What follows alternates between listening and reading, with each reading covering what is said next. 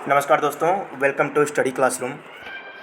आज हम आपके सामने बाल मनोविज्ञान से रिलेटेड कुछ क्वेश्चन प्रोवाइड करा रहे हैं, जो कि आने वाली शिक्षक भर्ती उत्तर प्रदेश प्राइमरी शिक्षक भर्ती के लिए निश्चित रूप से इम्पोर्टेंट होगी।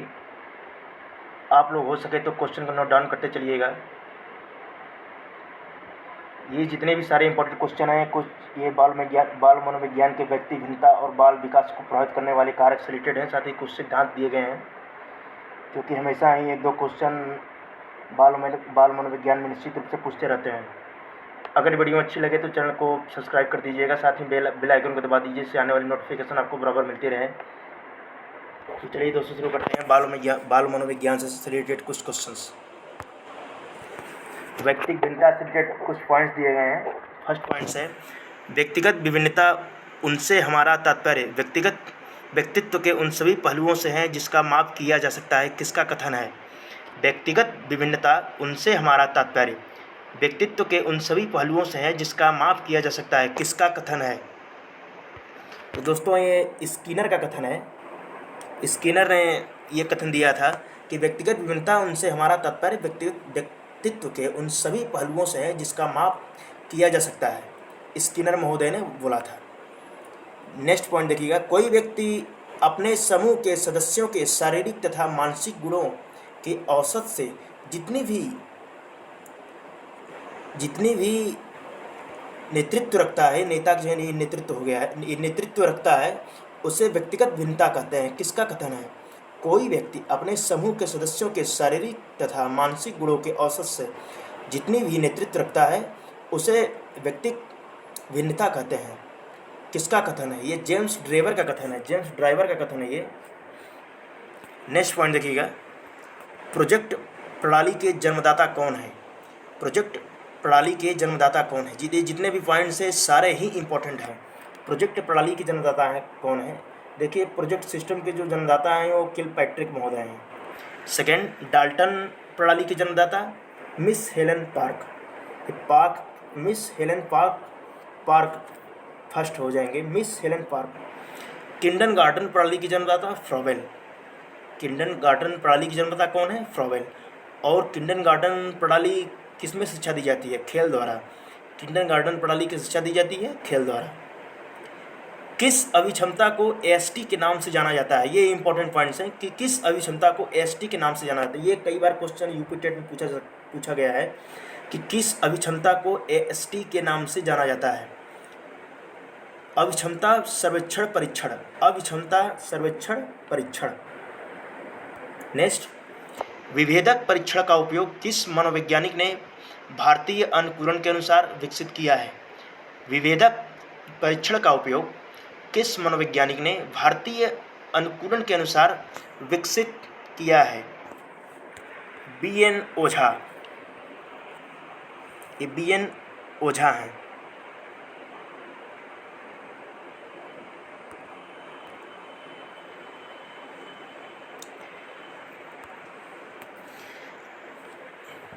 कौन है? बी.एन. ओझा। जेम ओझा हो गया, यहाँ बी.एन. ओझा होगा।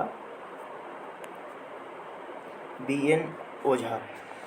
अध्यापन के समय अध्यापक को निम्नलिखित में से किसका सर्वाधिक ध्यान रखना चाहिए? अध्यापन के समय एक शिक्षक को निम्नलिखित में से किसका सर्वाधिक ध्यान रखना चाहिए?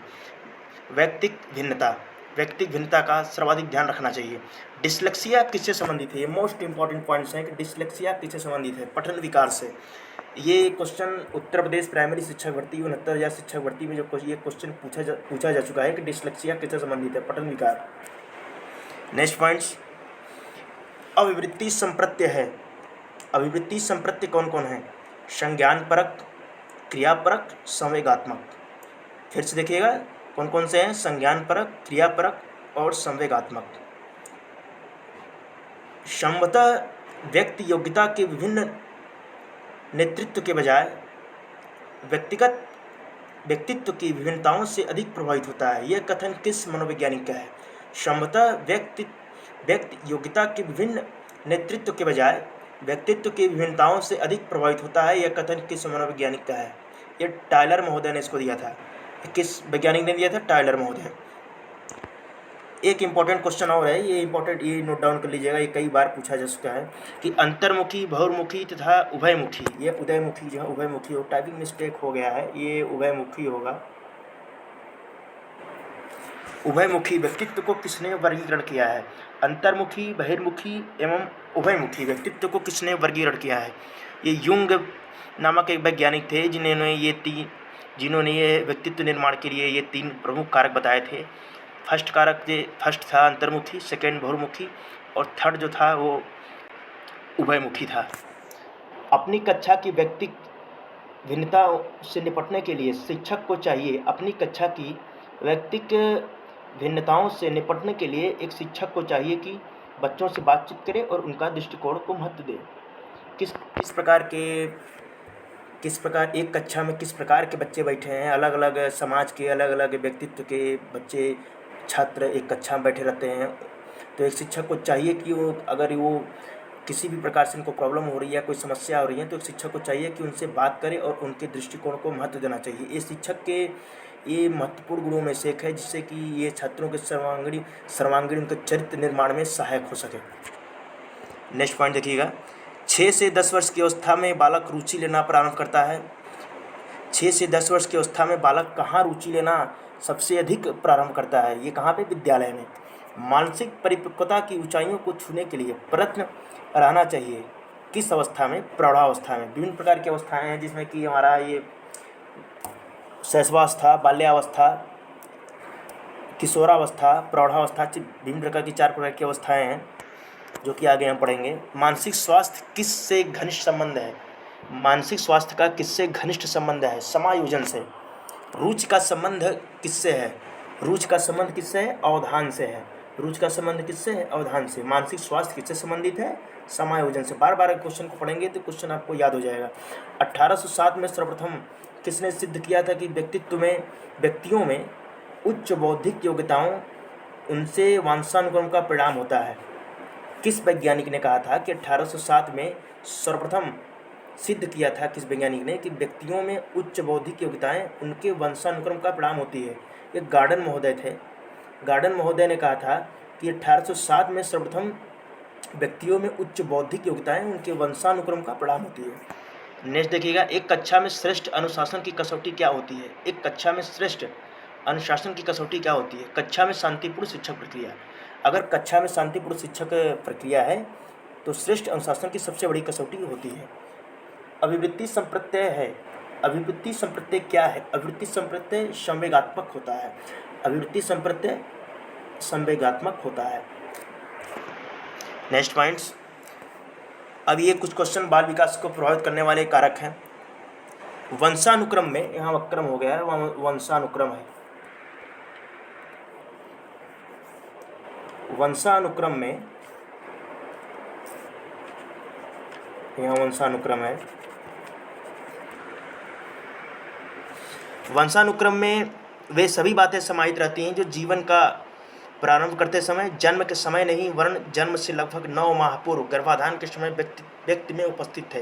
ये किस वैज्ञानिक ने कहा था कि वंशानुक्रम में वे सभी बातें समाहित रहती हैं जो जीवन का प्रारंभ करते समय, जन्म के समय नहीं वरन जन्म से लगभग 9 माह पूर्व गर्भाधान के समय व्यक्ति में उपस्थित है? किस वैज्ञानिक ने कहा था? वुडवर्थ।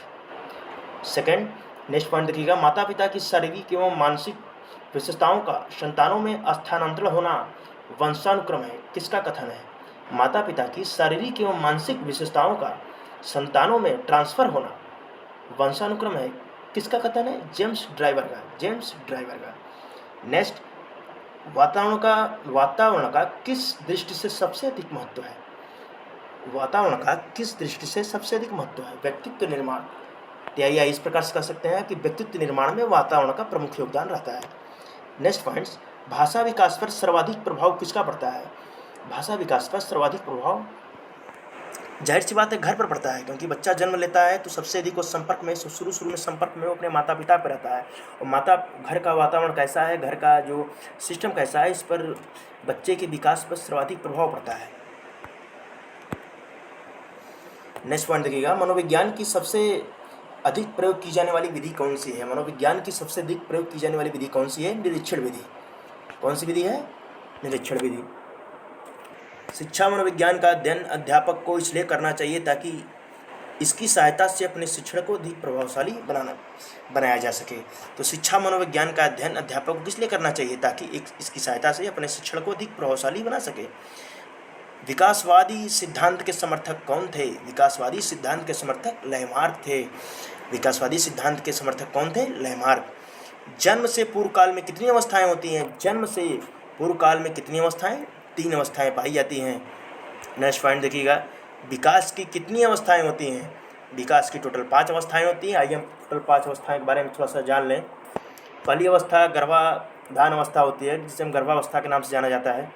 यह गर्भाधान से जन्म तक होती है।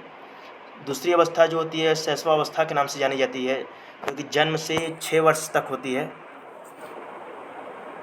और तीसरी अवस्था होती है बाल्यावस्था, जो कि जन्म से 12 वर्ष तक पाई जाती है। और तीसरी अवस्था किशोरावस्था, जो कि 12 से 18 वर्ष तक पाई जाती है। किशोरावस्था को स्टेनले हॉल ने क्या कहा था? तूफान और संघर्ष की अवस्था। किस वैज्ञानिक ने कहा था? तूफान और संघर्ष की अवस्था। स्टेनले हॉल ने किस अवस्था को कहा था? किशोरावस्था को। या फिर ऐसे कर सकते हैं आप कि किशोरावस्था को तूफान और संघर्ष की अवस्था किस वैज्ञानिक ने कहा था? स्टेनले हॉल ने। इस प्रकार इसमें 3 अवस्थाएं आ गई। 3 क्वेश्चन बन गए कि किशोरावस्था किस वर्ष तक पाई जाती है? 12 से 18 वर्ष। और तूफान और संघर्ष की अवस्था को किस अवस्था को कहा जाता है? किशोरावस्था को। और तूफान और संघर्ष की अवस्था किशोरावस्था को किस वैज्ञानिक ने कहा था? स्टेनले हॉल ने कहा था। इन लास्ट अवस्था आती है प्रौढ़ावस्था, जो कि 18 वर्ष के बाद व्यक्ति में पाई जाती है। कुछ पॉइंट्स बाल मनोविज्ञान से रिलेटेड हैं। शिक्षा मनोविज्ञान शिक्षण विधि के चयन में शिक्षक की सहायता करता है, किस वैज्ञानिक ने कहा था? शिक्षा मनोविज्ञान शिक्षण विधियों के चयन में शिक्षक की सहायता करता है, ये स्किनर महोदय ने कहा था।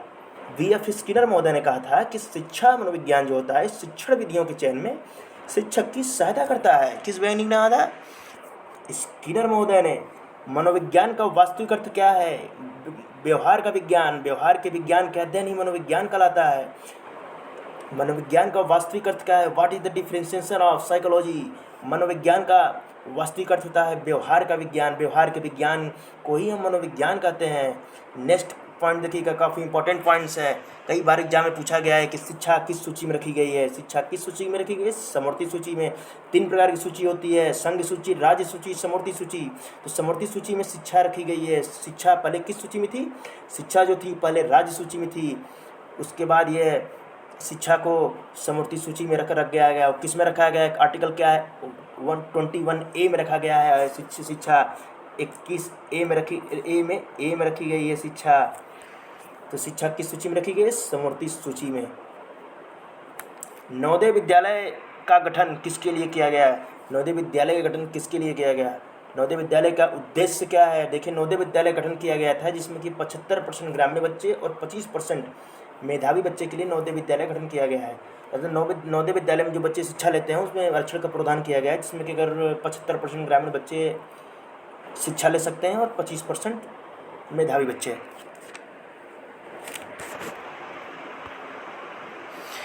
मूल्यांकन का सर्वोत्तम रूप क्या है? सतत एवं व्यापक मूल्यांकन ही मूल्यांकन का सर्वोत्तम रूप है। ये इंपॉर्टेंट पॉइंट्स है कि मूल्यांकन का सर्वोत्तम रूप क्या है? सतत एवं व्यापक मूल्यांकन। मापन क्या होता है? मापन मात्रात्मक होता है। आपको दे सकता है, ऑप्शन बना के दे सकता है कि मापन होता है मात्रात्मक, गुणात्मक या A व B दोनों, या इनमें से कोई नहीं। तो आप लोग क्या टिक लगाएंगे? मापन होता है मात्रात्मक होता है। मापन मात्रात्मक। ऑपरेशन ब्लैक बोर्ड में प्रावधान किया गया है। ऑपरेशन 2 शिक्षक व 2 कमरों का। वंशानुक्रम व्यक्ति की जन्मजात विशेषताओं का पूर्ण योग है। आज के सेगमेंट का लास्ट पॉइंट, वंशानुक्रम व्यक्ति की जन्मजात विशेषताओं का पूर्ण है। किस वैज्ञानिक ने कहा था? B.N. ओझा। B.N. ओझा एक वैज्ञानिक थे जो कि भारत के रहने वाले थे, जिन्होंने कहा था कि वंशानुक्रम व्यक्ति की जन्मजात विशेषताओं का पूर्ण योग है। किसने कहा? B.N. ओझा। ये टोटल कुछ पॉइंट्स है जो कि आपको बताए गए हैं। ये काफ़ी सारे इंपॉर्टेंट पॉइंट्स हैं, आप लोग इसको पढ़ लीजिएगा। जो जितने भी पॉइंट्स हैं सारे ही इंपॉर्टेंट है, आप लोग इसको कम मत समझिए। आने वाले कुछ भी अगर 1-2 क्वेश्चन भी आप लोगों के लिए अगर एग्जाम में आ गए तो आप लोगों के लिए इंपॉर्टेंट साबित हो सकता है, आप लोगों के एग्जाम के लिए अच्छा हो सकता है। ये कुछ क्वेश्चन बाल मनोविज्ञान और शिक्षण कौशल से थे। आगे सेगमेंट में आप लोगों को साइंस और पर्यावरण और सामाजिक अध्ययन से कुछ रिलेटेड आप लोगों को पढ़ाया जाएगा। अगर वीडियो अच्छी लगी तो चैनल को सब्सक्राइब कर दीजिएगा। धन्यवाद दोस्तों।